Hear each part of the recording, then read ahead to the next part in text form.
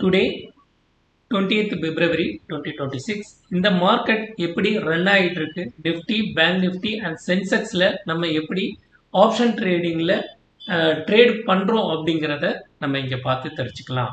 So morning எங்களுக்கு ஒரு செல் signal கிடச்சிது. அந்த செல் சிக்னல் வந்து ஒரு நல்ல ரேலி கிடச்சிது, நல்ல பாயிண்ட் கிடச்சிது நிஃப்டி சைடு. ஸோ ஓப்பன் பார்த்தீங்கன்னா 25,470, லோ பார்த்தீங்கன்னா 470லேருந்து 393, கிட்டத்தட்ட 70 பாயிண்ட்ஸ் கிட்ட எபவ் கிடச்சிது. அதுக்கப்புறம் ஒரு பை சிக்னல். இந்த பை சிக்னல் இங்கேருந்து வந்து எவ்வளோ தூரம் போகுது அப்படின்றத நீங்களே பார்த்துக்கோங்க. ஒரு பை சிக்னல் வந்து நமக்கு போயிருக்கு.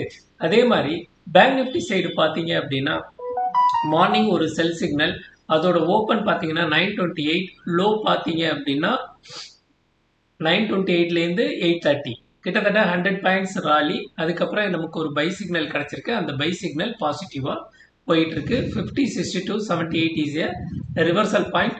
ஸோ இந்த இடத்துக்கிட்ட இது பிரேக் பண்ணிட்டு மேல் நோக்கி போகும். 62% வந்துட்டு அதை பிரேக் பண்ணிட்டு மார்க்கெட் மேலே போகும்.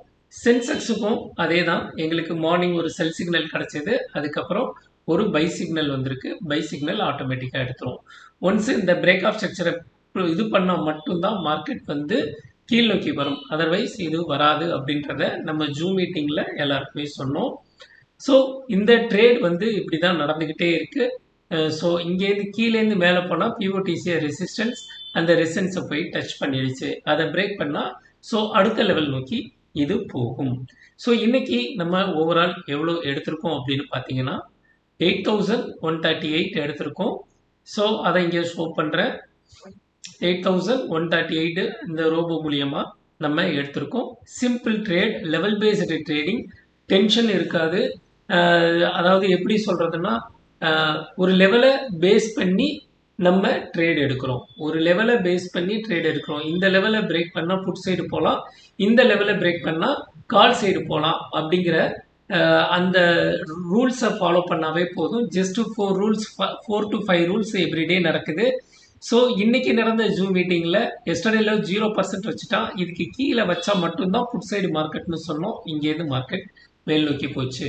அதே மாதிரி பேங்க் நிஃப்டிக்கும் அதே தான். மார்க்கெட் வந்து மேல் நோக்கி போச்சு. 23% பிரேக் பண்ணால் மட்டும்தான் கீழே வரும். அதர்வைஸ் இந்த மார்க்கெட் கீழே வராது. ஸோ பிவோட்டை பிரேக் பண்ணிட்டு மேல் நோக்கி போச்சு. சென்செக்ஸும் அதே தான் நடந்தது. ஸோ நாளைக்கு மண்டே இன்னொரு ட்ரேடில் நம்ம எல்லாரும் சந்திப்போம். தேங்க்யூ.